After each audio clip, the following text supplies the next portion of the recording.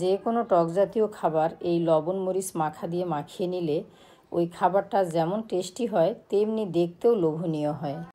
শুকনা মরিচ একটু মচমচে করে টেলে নেওয়ার পর এখানে দিয়ে দিব সাদা লবণ 2 টেবিল চামচ দিয়ে মরিচের সাথে ভেজে নিব, যাতে লবণটাও ঝরঝরে হয় এবং লবণের পানিটাও শুকিয়ে যায়।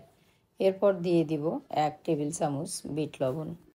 মৃদু তাপে সবগুলো উপকরণ টেলে নিলে মরিচটাও যেমন মচমচে হবে আর লবণগুলোও ঝরঝরে হবে।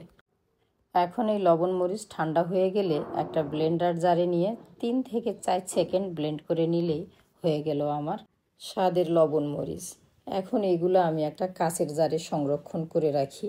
কাচের জারে রাখলে আমার মনে হয় দীর্ঘদিন ভালো থাকে। আবার ছোট্ট একটি মিনি বক্সেও ভরিয়ে রাখি।